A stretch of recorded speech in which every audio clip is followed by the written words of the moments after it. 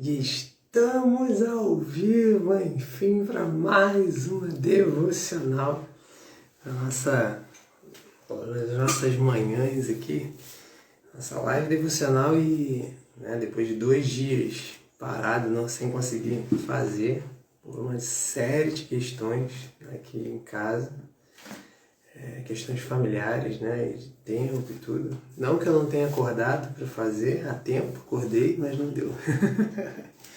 E hoje, graças a Deus, consegui acordar bem mais cedo, organizar aqui as tarefas. Daqui a pouco, às 8, tenho sessão. Estou com sessão quase todos os dias, às 8 horas da manhã, por causa de um reagendamento aí um replanejamento da minha agenda. Então, quase todas as minhas sessões vieram para de manhã e eu fiquei com, essa semana especificamente, foram 4 dias seguidos, 3 ou 4 dias seguidos de sessão às 8. Aí, punk. Não punk por ser às 8 da manhã, porque eu tenho que acordar acordado antes, mas punk por não ter dormido as noites completas, da melhor maneira possível. 2 crianças pequenas, né, gente? 2 crianças pequenas, então é isso aí. É a vida de pai de crianças pequenas. Então, sem mais delongas, vamos falar com o Pai, agradecer por esse dia, por essa oportunidade, agradecer porque Ele tem feito grandes coisas em nosso favor e por esse momento devocional, que Deus abençoe a sua vida e que este momento nos abençoe, que você, onde quer que você esteja, você consiga conectar-se ao Senhor, consiga verdadeiramente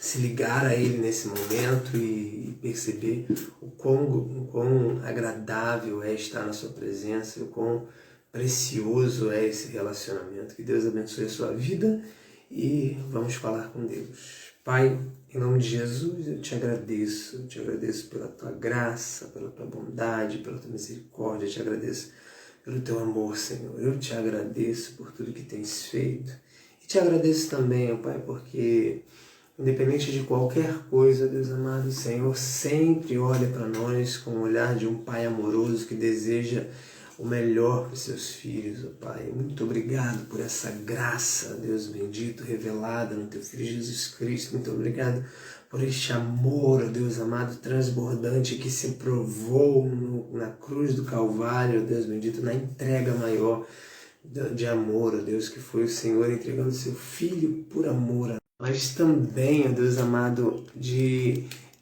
desfrutar, ó Deus bendito, pela nossa nação, ó Pai, cada estado e município, Senhor, por essa questão, ó Deus, que tem assolado o nosso país, ó Deus bendito, por mais de um ano, que o Senhor, ó Deus amado, envia a Tua intervenção divina, ó Deus bendito, e manifeste o Teu sobrenatural, ó Pai. Nós cremos, ó Deus bendito, que só o Senhor, ó Deus, para fazer uma intervenção que mude o curso da história, Deus. Eu acredito nisso, Pai, que só mesmo o Senhor, ó Deus amado, para interromper o fluxo do que está sendo feito, do que está acontecendo, do estrago que está ocorrendo, ó Deus bendito, para que de uma vez por todas, ó Deus, cesse esse mal sobre nós, sobre a nossa nação, ó Pai. E ainda, Deus Santo e Poderoso, que seja da Tua vontade, ó Deus amado, que permaneça assim, da Sua vontade permissiva, obviamente, que permaneça assim por algum tempo mais, que o Senhor preserve as vidas, Senhor, que o Senhor dê escape, de livramento, e que esse tempo seja um tempo de pregação do Teu Evangelho, um tempo, ó Deus bendito, de salvação nessa nação e pelo mundo afora, Pai, em nome de Jesus, que haja, Deus bendito, que haja o crescimento do Teu povo e do Teu corpo, em nome de Jesus, Pai. Muito obrigado por tudo, fala conosco, é o que nós pedimos e agradecemos em nome de Jesus. Amém, graças a Deus. Louvado seja o nome do Senhor, acho que o meu banco andou. Isso aqui é uma oração poderosa, né? Vou dar tudo aqui. Deixa eu girar aqui, já cheguei até a dar uma pancada. Então vamos lá, hoje nós vamos para o capítulo 13 da primeira carta aos Coríntios. E aí o capítulo 13 começa no capítulo 12. Nós vamos ler o último versículo do capítulo 12, que funciona como um versículo de transição, como um texto de transição para esse tema, né? Para essa temática. Sim, para essa temática do capítulo 13. Então, nós vamos agora vamos ler o capítulo 31 de 1 Coríntios 12 e depois a gente engrena no capítulo 13, beleza? Então, vamos lá. Entretanto, busquem com dedicação os melhores dons. Passo agora a mostrar-lhes um caminho ainda mais excelente. E aí ele começa, capítulo 13. Ainda que eu fale a língua dos homens e dos anjos, se não tiver amor, serei como sino que ressoa ou como prato que retine. Ainda que eu tenha o dom de profecia e saiba todos os mistérios e todo o conhecimento e tenha uma fé capaz de mover montanhas, e se não tiver amor, nada serei. Ainda que eu dê aos pobres tudo que tenho, tudo que possuo, e entregue o meu corpo para ser queimado, se não tiver amor, nada disso me valerá. O amor é paciente, o amor é bondoso, não inveja, não se vangloria, não se orgulha, não maltrata, não procura os seus interesses, não se ira facilmente, não guarda rancor. O amor não se alegra com a injustiça, mas se alegra com a verdade. Ele tudo sofre, ele tudo crê, ele tudo espera e tudo suporta. O amor nunca... O amor nunca perece, mas as profecias desaparecerão, as línguas cessarão, o conhecimento passará. Pois em parte conhecemos e em parte profetizamos. Quando, porém, vier o que é perfeito, o que é imperfeito desaparecerá. Quando eu era menino, falava como menino, pensava como menino e raciocinava como menino. Quando me tornei homem, deixei para trás as coisas de menino. Agora, pois, vemos apenas um reflexo obscuro, como em espelho, mas então veremos face a face. Agora conheço em parte, e então conhecerei plenamente, da mesma forma como sou plenamente conhecido. Assim permanecem agora estes três: a fé, a esperança e o amor. A fé, a esperança e o amor. O maior deles, porém, é o amor. E amor aqui é ágape, tá? Então, vamos lá. Que texto, né? Que texto é esse? 1 Coríntios 13, eu acho que é o texto bíblico mais lido no mundo afora, e acho que eu acho que inclusive é o texto mais lido por não cristãos, né, e em eventos não cristãos. Ele já foi lido por presidentes, já foi lido por figuras importantes, já foi lido por celebridades. 1 Coríntios 13. E aí é legal que o apóstolo Paulo ele começa falando sobre... Na verdade, ele começa no capítulo 12, capítulo 13, quando ele fala sobre...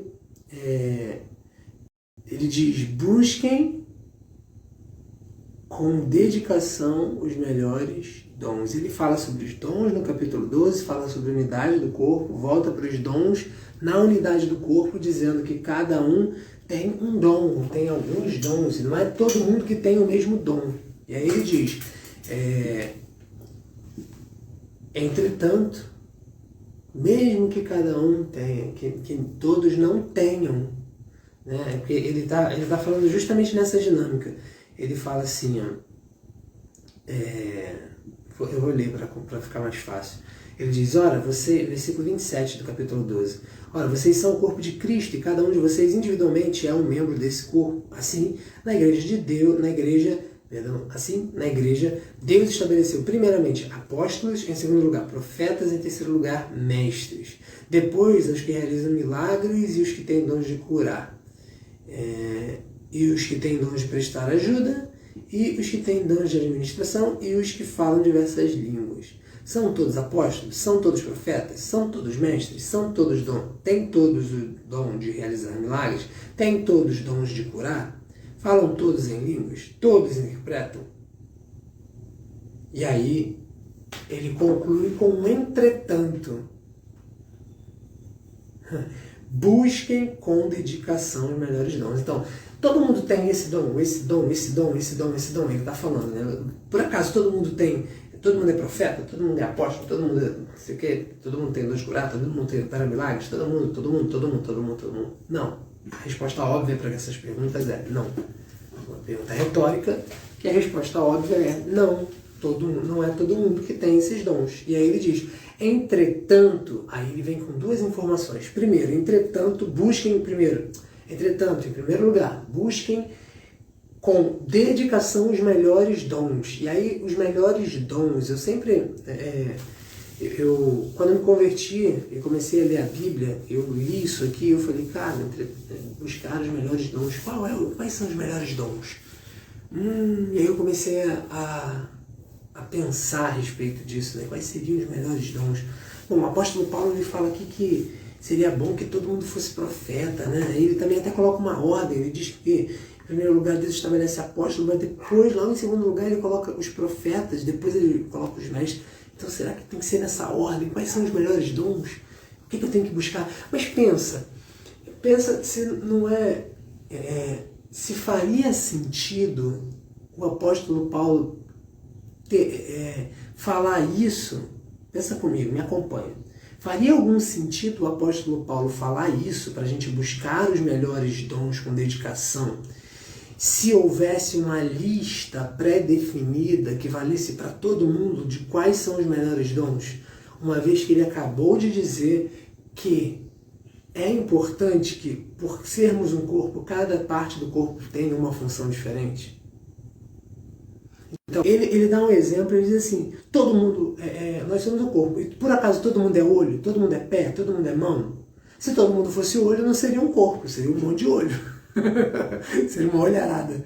Né? Então, não seria um corpo. Para que seja um corpo, temos que ter muitos membros, cada membro com uma função. Ou seja, é importante que os dons do Espírito sejam distribuídos de maneira multiforme sobre a igreja de Cristo, sobre o corpo de Cristo.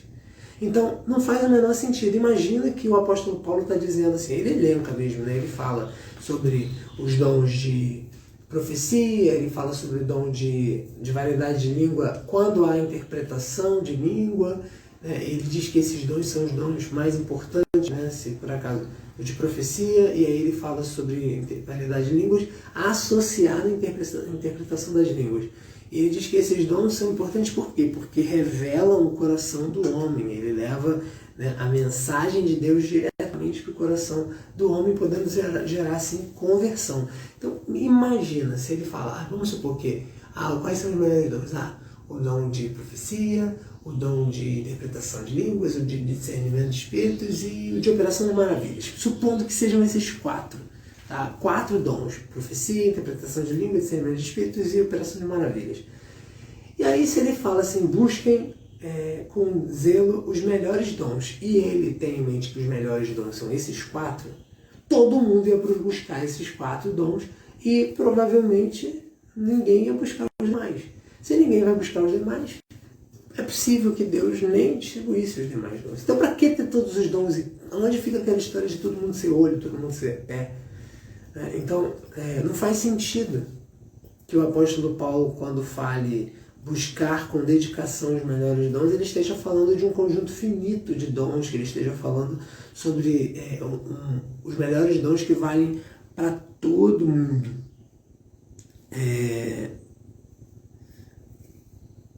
E aí, olha o que acontece.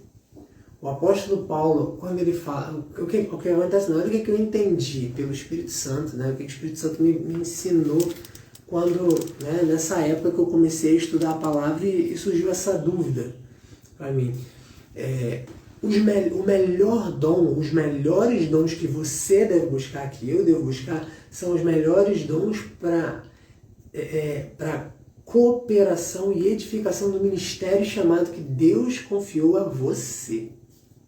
Então, se você tem um chamado, se você foi chamado por Deus para exercer um determinado ministério, existe um conjunto de dons que vai trazer benefício para você. Existe um conjunto de dons que vai trazer, como é que eu posso dizer? Vai trazer, vai cooperar para que o seu ministério cresça, o seu ministério evolua. Aquilo que você tem como propósito, como missão de vida, seja desenvolvido da melhor maneira possível. Então, se você tem um ministério XYZ, se você tiver determinados dons, aquele ministério vai desenrolar de maneira melhor do que se você tivesse outros dons. Então a gente, por exemplo, está falando aqui sobre os dons do Espírito, e aí pensa, dons de curar, né? E aí imagina, é óbvio que isso é uma suposição quase que absurda, porque isso é quase que impossível de acontecer, mas imagina que na minha vida inteira eu não encontrasse um doente. Para que eu ia precisar de um dom de curar? Para nada! Não ia servir de nada para o meu ministério. Mas se o ministério que foi me confiado for um ministério que eu vá operar de maneira proeminente, né, de maneira marcante, diante de pessoas enfermas, então um dom de curar vai fazer completo sentido que esteja no foco do meu ministério. E aí sim, esse dom é um dom no qual eu tenho que buscar. Só que o que ele fala é o seguinte, nessa prévia, né, nessa transição, interlúdio, por assim dizer, entre o capítulo 12 e o 13, ele coloca, entretanto, aí ele diz, em primeiro lugar, busquem com zelo os melhores dons, ou seja, aquele que se aplica melhor ao seu ministério, mas ele fala o seguinte, passo agora a mostrar-lhes um caminho ainda mais excelente. Por quê? Olha que incrível, né? O apóstolo Paulo, ele é usado de uma maneira muito precisa e assim, muito estratégica na hora de falar, na hora de escrever. E ele começa o texto, ele estrutura o texto da seguinte maneira: por acaso tem todos os dons de curar, todos os dons de profecia, todos os dons de, de operar milagres e de cura e tudo? A resposta óbvia é não é todo mundo que tem. E aí ele diz, passo agora a mostrar um caminho ainda mais excelente. E esse caminho ainda mais excelente não é o caminho onde um ou outro vai seguir. Porque o dom não é um caminho, o dom é uma ferramenta. Agora, quando ele fala do caminho que ele vai apresentar, é o caminho que todos deveriam seguir. Então, e por isso é até exaltado esse caminho de excelência. E que caminho é esse, então? Aí ele começa primeiro aos Coríntios 13, onde ele diz, ainda que eu fale a língua dos homens e dos anjos, se eu não tiver amor, serei como o sino que ressoa, como o prato que retine. Entendeu? Então, ele começa a falar sobre o amor, e ele apresenta o amor como um caminho. Às vezes, a gente... o que eu posso dizer? Existem muitas pessoas que falam do amor como um dom. E eu não discordo plenamente disso, tá? Porque a palavra de Deus, ela diz que nós conseguimos amamos a Deus, por exemplo. Nós o amamos porque Ele nos amou primeiro. Então, e diz que ele trabalha em nós esse amor. A palavra de Deus mostra em Gálatas 5, 22 e 23 o fruto do Espírito, do qual um desses frutos, uma das características desse fruto é o amor.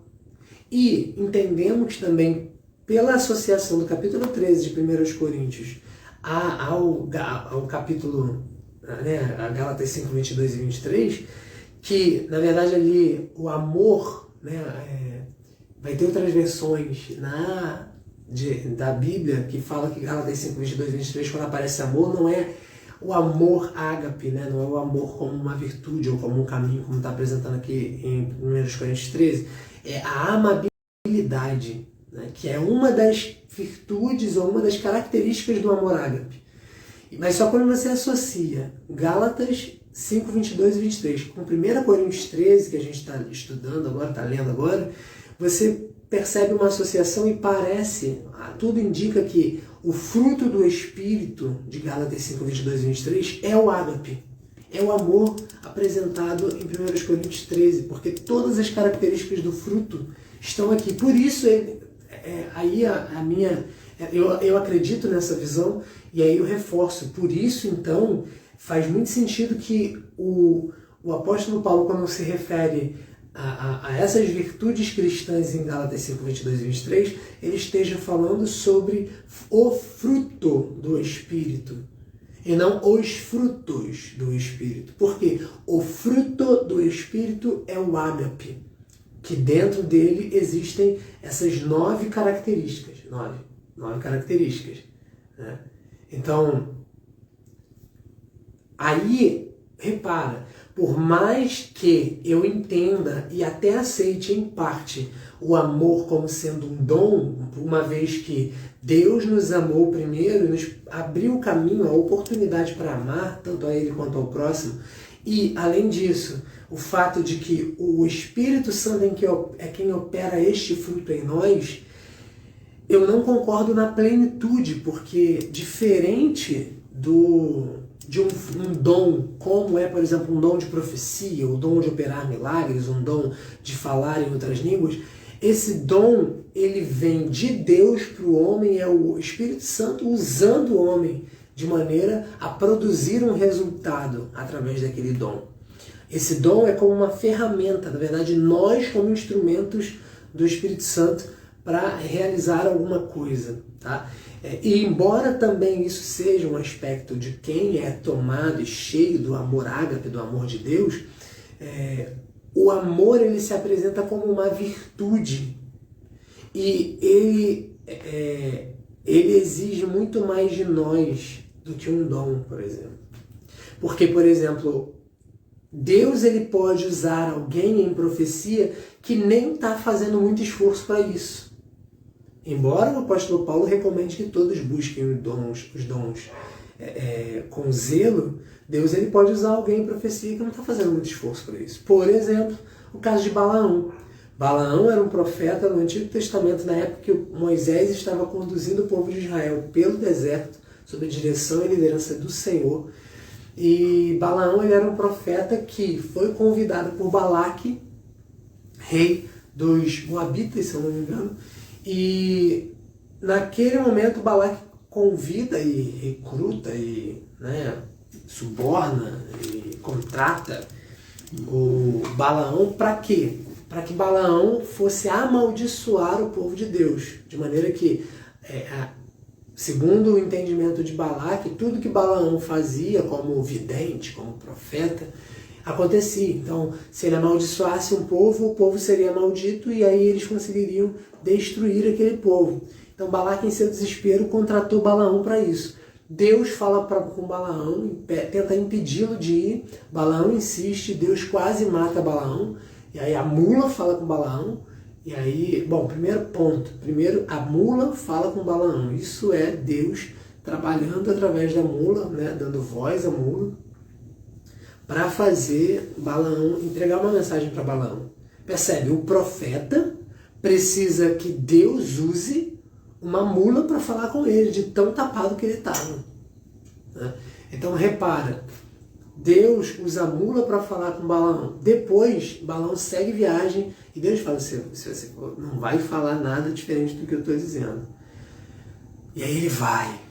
Quando ele chega diante de Balaque, repara, Balaão sobe no monte várias vezes para amaldiçoar o povo. Ele foi com a intenção de amaldiçoar. Balaão não sobe no monte e fala assim, olha, eu vou fazer o que Deus mandar e se eu tiver que abençoar, eu vou amaldiçoar. Se eu tiver que abençoar, eu vou abençoar. E aí ele chega lá, ouve Deus falando e fala, né, e abençoa o povo. Não! Balaão ele sobe com a intenção de amaldiçoar para ganhar a recompensa de Balaque.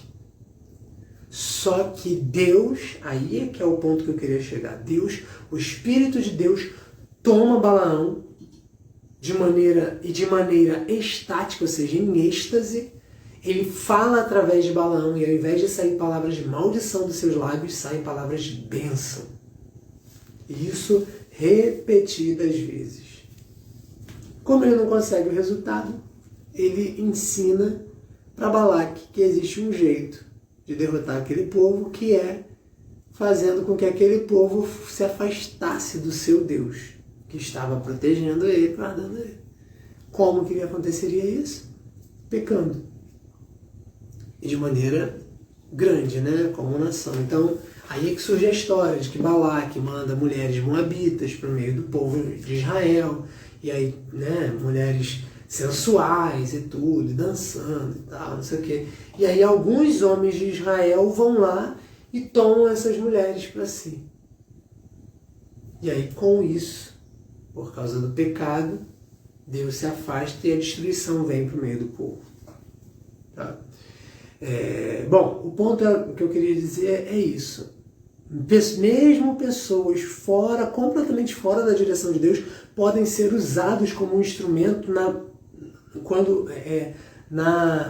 no mover, pode ser usados como um instrumento do Espírito Santo pela ministração de um certo dom através dele, como foi o profeta Balaão usado com o dom de profecia. Tá? Então, o Espírito Santo pode usar alguém. Pode usar de maneira estática, como foi com o caso de Balaão, mas pode usar alguém de maneira, tipo, a dar uma palavra, dar uma direção, e a pessoa vai lá e pá, fala.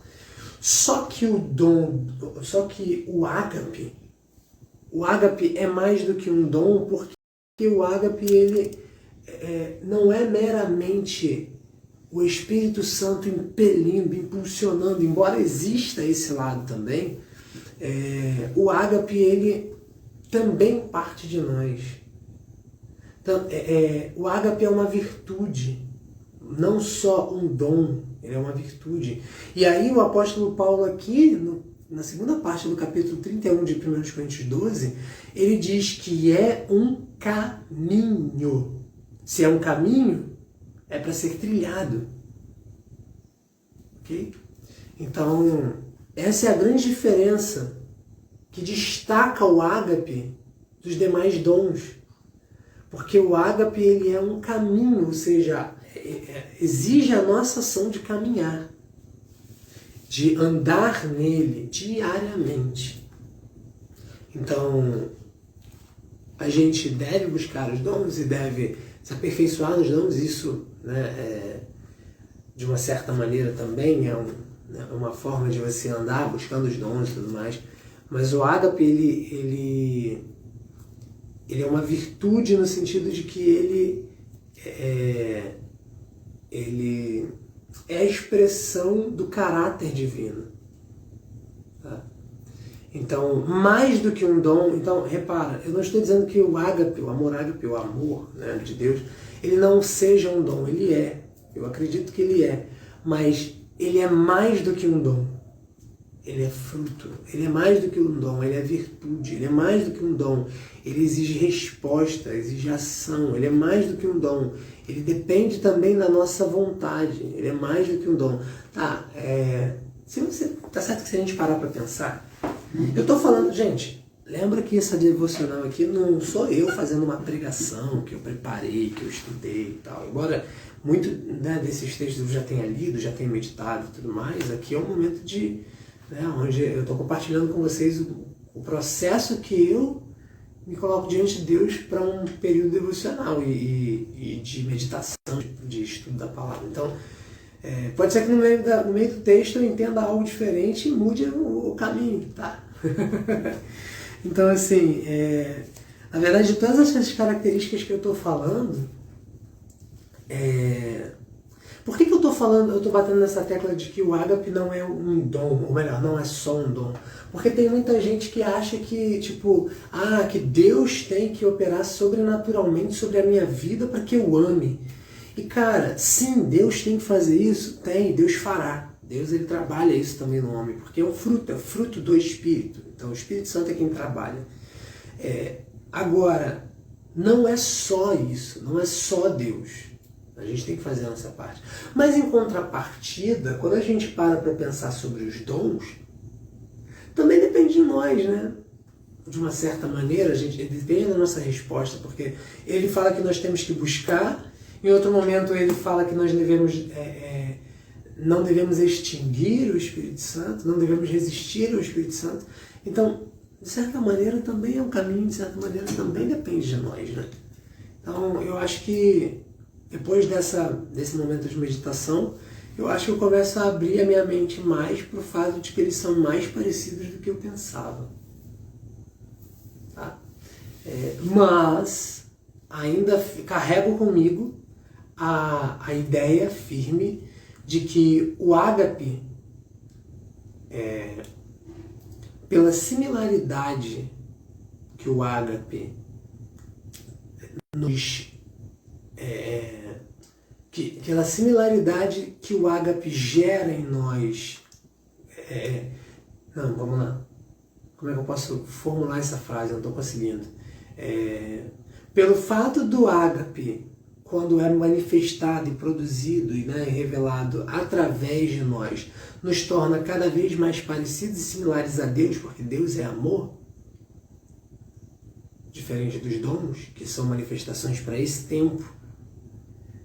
O ágape, ele tem essa característica diferenciada sobre os dons. Por isso que a gente diz que o ágape, como um dom, ele é o dom supremo. Está acima de todos. Por isso é um caminho mais excelente. Então, fato, eu volto atrás com algumas questões e eu estou ganhando muito mais clareza nessa devocional a respeito disso. Ele não diz que mostraria o caminho, ou um caminho diferente, como se o ágape fosse um caminho e os dons, e a busca, ou a manifestação, a operação dos dons não fosse. Não, ele diz que é um caminho mais excelente, ainda mais excelente, ou seja, andar na manifestação dos dons também é um caminho. Né? Então, sim, é algo que ampliou a minha visão aqui em termos de consciência. E aí, deixa eu ver como é que está o nosso tempo. Eita, vou acabar. Nem comecei o versículo, já vou acabar. Então, é o seguinte, ele vem falando, capítulo 13, aí ele vai fazendo um paralelo, né, dos dois caminhos. O caminho da manifestação dos dons e o caminho da manifestação do ágape. Então, primeiro ele fala o seguinte, falar a língua dos homens e dos anjos. Se eu falar a língua dos homens e dos anjos e não tiver amor, cara, eu só estou fazendo barulho. É como um sino fazendo barulho, é como um prato retinindo. É só barulho. Falar sem ser movido pelo amor é só barulho. Falando seja a língua dos homens ou dos anjos. Então, se eu não tiver amor, não adianta eu operar nos dons. Basicamente, esses primeiros três versículos de 1 Coríntios 13 é dizendo, não adianta você ter dons e manifestar dons e operar dons e ser usado por Deus nos dons, se você não tiver amor, você vai estar fazendo barulho, você não vai estar fazendo nada de relevante de fato. E aí ele diz assim, ainda que eu tenha o dom de profecia e saiba todos os mistérios e todo o conhecimento de uma fé capaz de mover montanhas e não tiver amor, nada serei. Então, repara, ele está falando de profecia, ele está falando de conhecimento, palavras de conhecimento e sabedoria, ele está falando de fé. E ele diz, não adianta eu ter nada disso. Nada disso. Se eu não tiver amor, nada serei. Então, se não for o amor, o ágape, não for a minha motivação para fazer essas coisas, eu estou fazendo um monte de coisa em vão. Em vão. E aí ele diz, ó, se ainda que eu dê aos pobres tudo que possuo e entregue o meu corpo para ser queimado, ou seja, ainda que eu... aí ele vai... Olha que interessante. Ele sai da operação de dons... de poder, né? E ele parte para um outro tipo de dons, que é um dom... Primeiro ele fala sobre o dom de ajuda, que ele fala assim, ó, ele, lá no capítulo 28, no versículo 28 de 1 Coríntios 12, ele diz que tem algumas pessoas que têm dom de prestar ajuda. É o dom, né, é um dom de prestar ajuda que também culmina num ministério de ajuda. Tá? E aí o que ele está dizendo é o seguinte, mesmo que eu esteja fazendo caridade, mesmo que eu esteja prestando ajuda aos outros, a ponto de pegar tudo que eu tenho e dar para os pobres, se o amor, o ágape, não for a principal motivação, não adianta de nada. E aí ele conclui dizendo, ainda que eu entregue o meu corpo para ser queimado, ou seja, ainda que eu vire um mártir, pela causa do Evangelho, pelos meus irmãos, pelo próximo, se eu não tiver amor, nada disso me valerá. Não adianta nada. Graças e paz, pastor Wallace, tudo bem? Deus abençoe, bom dia. Então, de nada disso que eu estiver fazendo me valerá, porque o amor é a cola, o amor é a base, o amor é o fundamento, o ágape deve ser o motivo. O ágape deve ser o motivo. Então, não adiantaria eu estar fazendo nada disso, tudo isso, se não fosse movido pelo ágape. Ok? E aí ele diz que o amor é paciente, o amor é bondoso, não inveja, não se vangloria, não se orgulha, não maltrata, não procura os interesses, não se ira facilmente, não guarda rancor, não se alegra com a injustiça, mas se alegra com a verdade, tudo sofre, crê, espera e suporta. Então, só por esses versículos de 4 a 7, você já vê que não tem nada a ver com esse amor que é falado aí no mundo, esse amor aí, água com açúcar. Esse amor de meia tigela aí que o pessoal fala. Cara, o amor, ágape, o amor de Deus, é um amor que ele é furioso, é um amor que é sofredor, é um amor que é paciente, é um amor que coloca tudo e todos na frente dos próprios interesses, é um amor que está preocupado em fazer o que é bom para todos e principalmente o que agrada a Deus. É o que eu falei numa das devocionais anteriores, acho que foi na devocional 10, que foi o capítulo 10 de 1 Coríntios, quando o apóstolo Paulo ele fala uma coisa que hoje em dia é um contraponto, é um contrassenso. Ele diz que ele fazia de tudo para agradar a todos.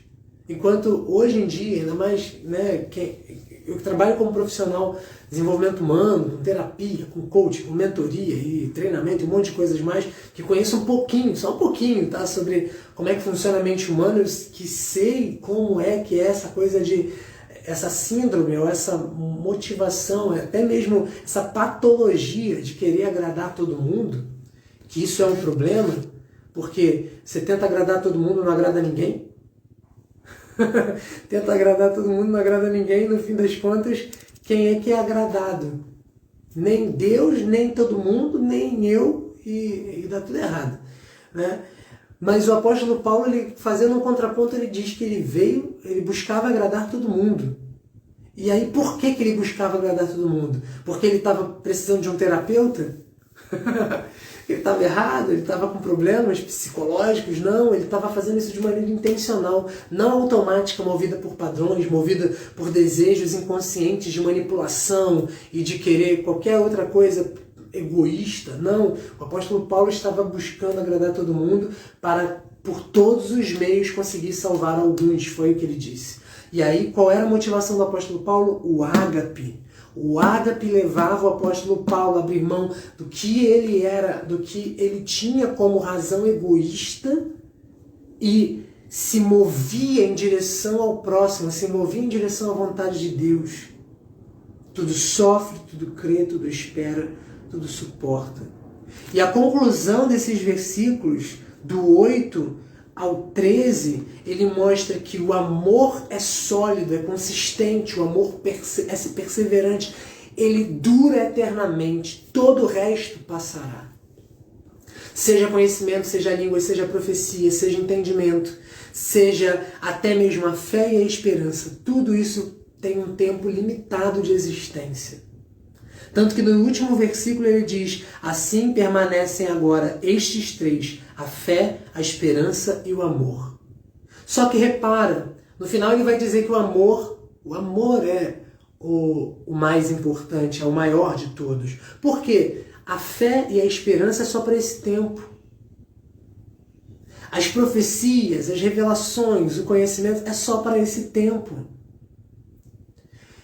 Você tem fé no que Deus falou, na sua palavra, o que gera em você esperança de que coisas acontecerão, que dias melhores virão, que Deus realizará. Só que o próprio apóstolo Paulo, em outro texto, ele diz: como é que eu posso esperar aquilo que eu já estou vendo? Se eu já estou vendo, eu não tenho mais o que esperar. Já aconteceu. Para que eu preciso de fé se eu estou vendo Deus de face a face? Eu não preciso mais de fé. Eu não preciso de fé para nesse celular aqui, que está na minha frente gravando essa live. Eu preciso de fé para saber que ele existe. Eu estou vendo ele existe. Eu não preciso de fé para isso. Eu não preciso de esperança para acreditar que, sei lá, que essa... Né, eu não preciso de esperança para ter essa Bíblia nas minhas mãos. Ela já está nas minhas mãos. Então, a fé e a esperança vão acabar, tem um tempo limitado. Mas o amor dura para sempre. Então, quando Jesus vier e resgatar a sua igreja, no momento que nós formos transformados e vivermos para sempre diante dele, para ele e diante do Pai, a Bíblia diz: naquele momento nós conheceremos como nós somos conhecidos. Então não precisa mais de fé, porque eu já vou estar vendo. Não precisa mais de esperança, porque eu já vou estar lá. Mas o amor permanecerá para a eternidade. Por isso ele é o maior de todos. Por isso ele é o caminho mais excelente. Amém? Então, essa é a mensagem de hoje da nossa devocional. Caramba, acabei bem em cima da hora. Vou fazer uma oração relâmpago. Agradeço aí, pastor Wallace, que veio, né? Está presente aí. Mais algumas pessoas que entraram, Ed e algumas que eu não vi aqui. Muito obrigado pelo comparecimento, pelo tempo que puderam estar aqui comigo juntos nessa live devocional agora pela manhã, sexta-feira de manhã. E se por acaso você que está assistindo depois dessa gravação, que Deus te abençoe de igual maneira. Se você puder, ir sentindo o coração, compartilha com mais alguém, envia essa live assim que for pro ar para outras pessoas, ou curta, comenta, compartilha e faz aí o que for necessário para que essa mensagem chegue a outras pessoas. Eu agradeço a sua presença, agradeço a Deus pela sua vida. Vamos falar com Deus e nos despedir, que agora eu tenho atendimento.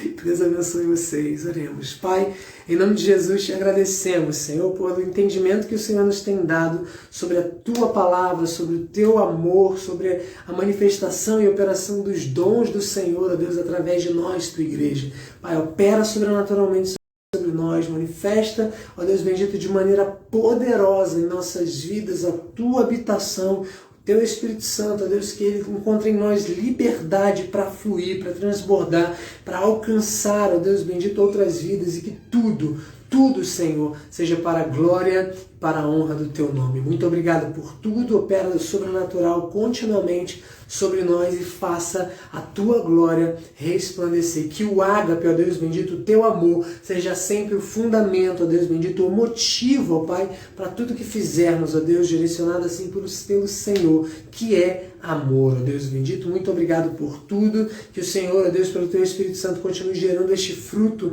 em nossas vidas e que nós venhamos mergulhar cada dia mais no Senhor, para não só sermos envolvidos e tomados pelos dons, ó Deus bendito, e manifestação sobrenatural, mas que sejamos guiados, ó Deus bendito, pela liderança do ágape, guiados, ó Deus bendito, pelo Teu Filho, neste caminho excelente, que é o amor. Muito obrigado por tudo. Nos dê um restante dia abençoado, um final de semana e feriado, Deus bendito, cheio da Tua presença e para a glória do Teu nome. Abençoa-nos, é o que te pedimos e agradecemos. Em nome de Jesus. Amém, graças a Deus. Deus te abençoe e até a próxima, se Deus quiser, em nome de Jesus. Fiquem com Deus. Tchau, tchau.